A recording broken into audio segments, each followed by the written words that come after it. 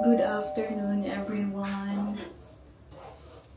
It's Saturday afternoon, guys, and it's nearly 3:30, if I'm not mistaken. So, nagre-ready si mami nyo ngayon. Kasi, this afternoon ay baby shower ng aking pinsan, guys. And, huy!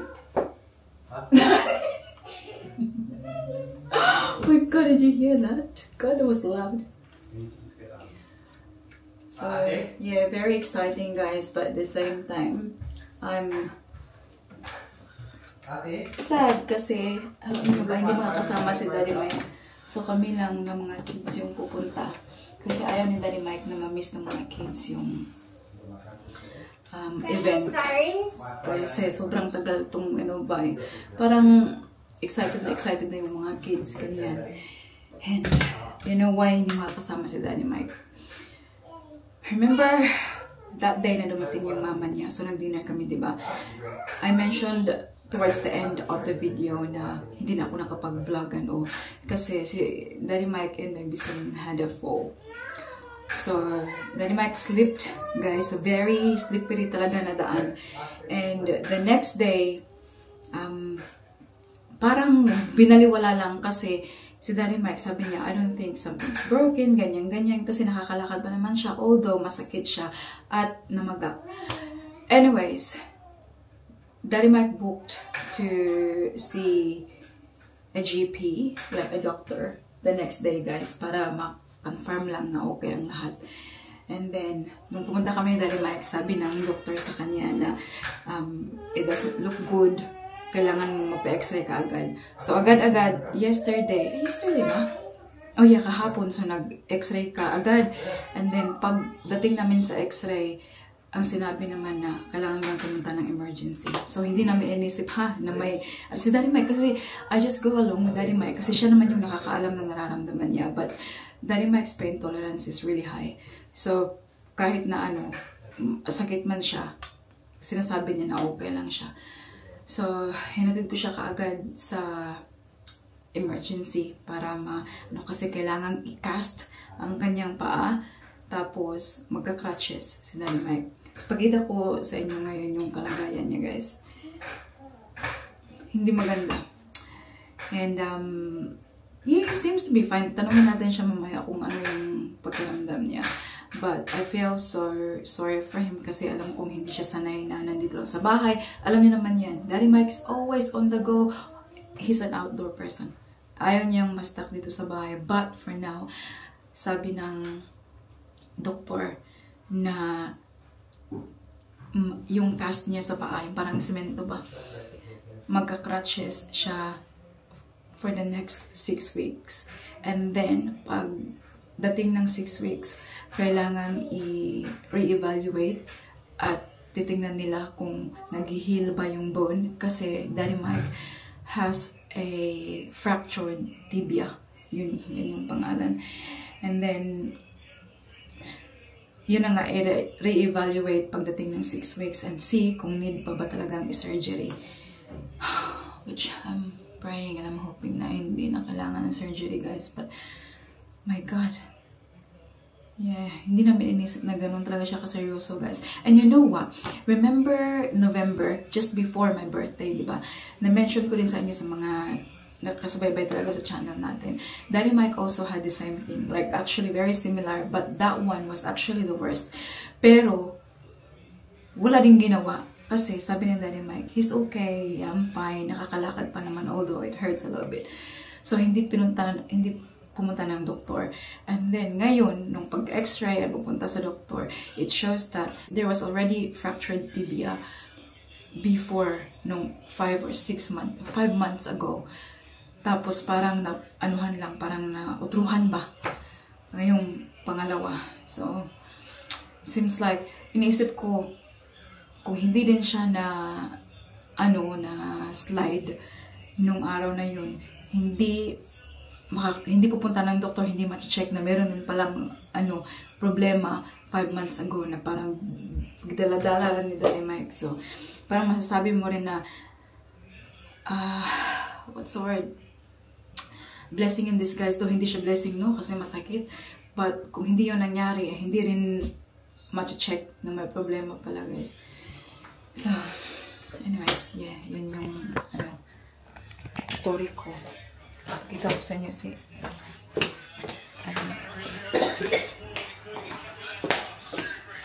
ayan ang dyan. Kasi dito may broken bone dito. Two broken yung fracture si Daddy Mike. Ayan. So, for now,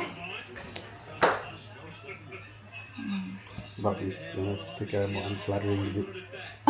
Yeah, be right. Shut up. Yeah guys, nakakaawa si Daddy Mike kasi kagabi, pagpunta namin dito sa taas, sobrang hirap guys kasi may stairs kami, di ba? At first time ni Daddy Mike gumamit ng ng crutches. Kakaawa talaga guys. Oh my God, malapit kaming mahulog and all.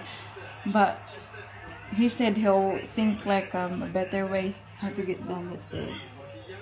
But yeah, for now, sabi nga ng mama ni Daddy Mike na parang relax lang kahit yung mga first couple of weeks ba.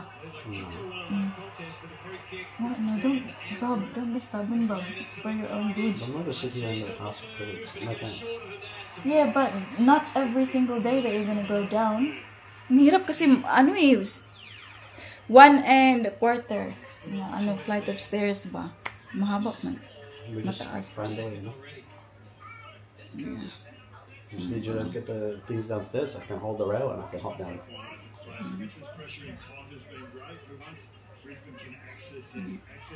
Alam niyo naman guys na hindi to siya nakastay talaga sa bahay. All the time, gym, all the time, lampas talaga yan siya, maglakad siya sa Louie, ganyan. Ngayon, I'm gonna get you to bring actually Bobby my gym stuff upstairs, like the weights. Yeah. So then I can just sit on there here and do something. Bring nothing. Here. The girls, hello. Are you all ready?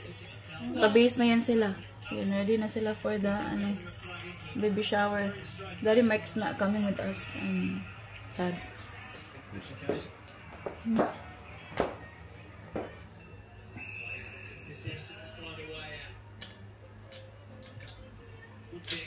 I might have to have a shower. No, do it. Can you do it later when I come home? Do it later when I come home so I'm around. Goodness. I'll show you. We'll turn the light on. So, ito yung ating pa-outfit for today, guys. Ayan. So, yan siya. White pants. Meron pala akong blazer. Kasi, suit mo ito siya.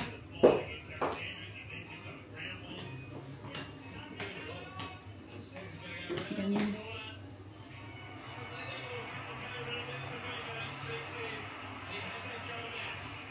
Ganyan siya. Parang sabi ko kay Daddy Mike, akong CEO nito eh. Ayan. Bye. So, yeah. We'll go now, guys.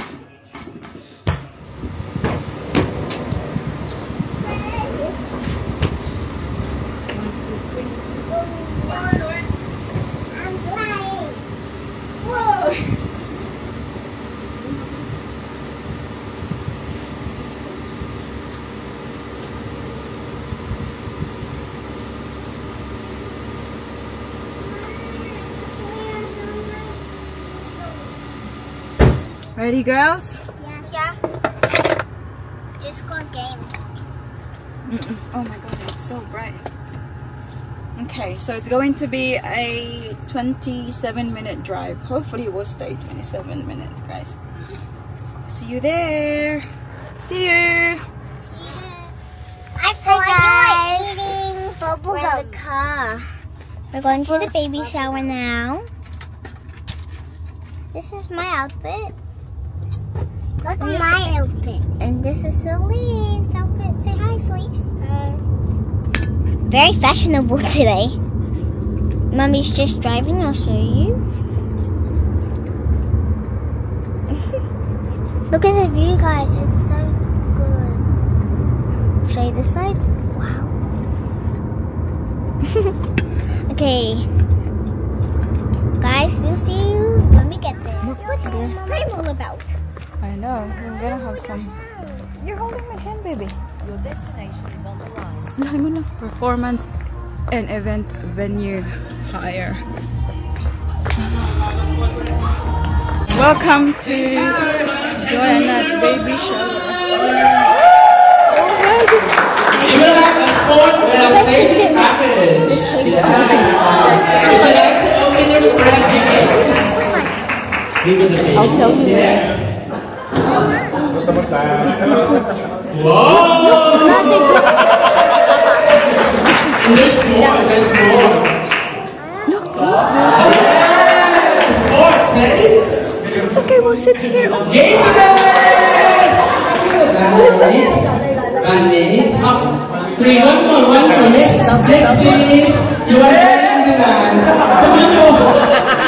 Kaya mo yan, ate. Ang ganda mo. Come on, ate. Please join. How are you? Alright. Where's that? Why? Fraction leg. Oh, fracture leg.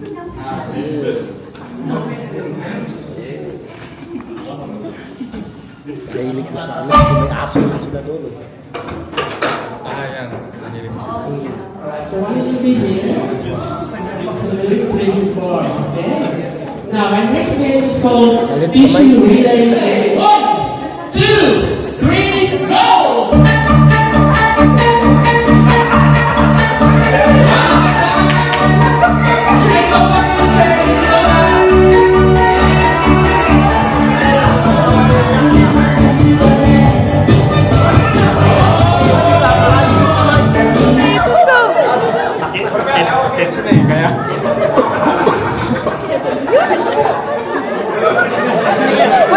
Pwede batag pamutok o bata lang din siya. It's batag pamutok. O bata og height baka to. Bata og height. And dinner time. Are you excited? Yes! Alright.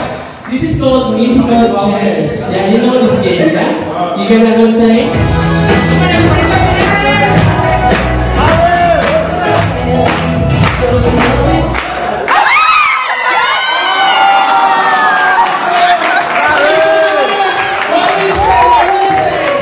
What do you say?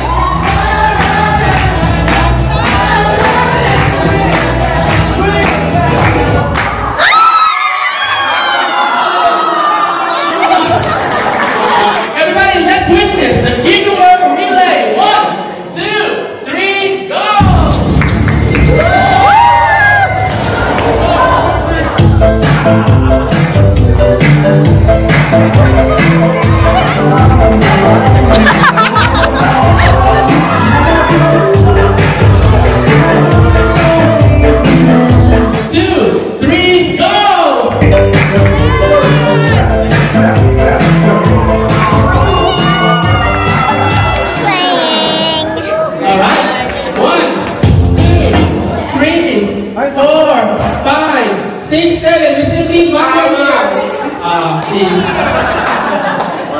Sorry, Mommy's right there. 1, 2, 3, 4. Ayan.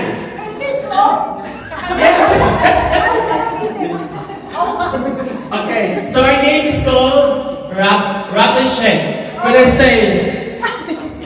When I say, Mommy, rock the shake, 1, 2, 3, go. We're gonna lift this up. I'm gonna let people do something. Okay, so when I say rock the shake, 1, 2, 3, go. You're gonna lift this up and hold it in the middle. You lift this up, and your aim is to transfer all the jelly beans from top to bottom by shaking as fast as you can. The first one to transfer all the jelly beans from top to bottom will win an amazing prize. Alright. Now, as always, only one hand. Only your right hand is working. Your left hand goes in your hips like that. Yeah? Well done. Okay. Alright. Hands in the air. Everybody Everybody, hands in your back. Mommy, rock the shake. 1, 2, 3, go!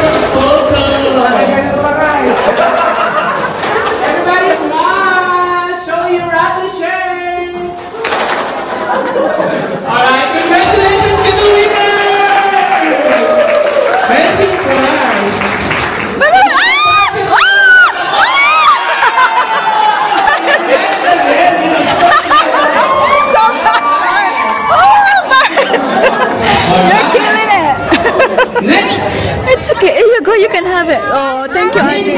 Are you listening? Only me. A gift. Any gift. Any gift. Come on, any gift. Ready? Go, give it. What's your name? Paris. Paris, I want you to sit down now. Let's give that down to win. Alright? Thank you, Paris.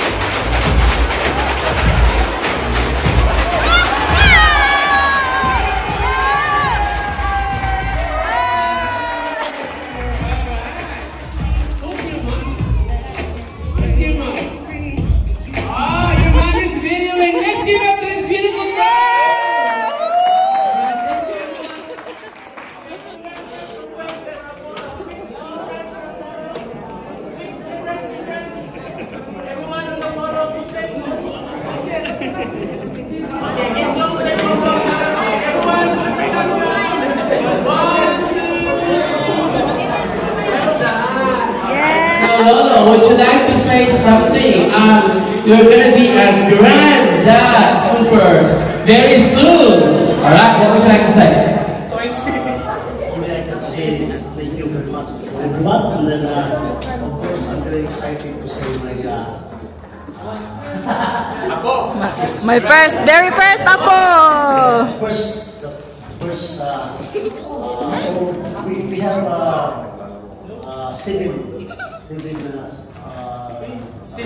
siblings. Wow. I'm the first one to have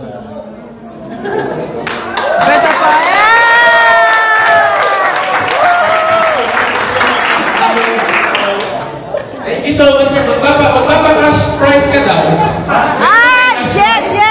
Yes. Ginseng, meron? Pwede makuha na?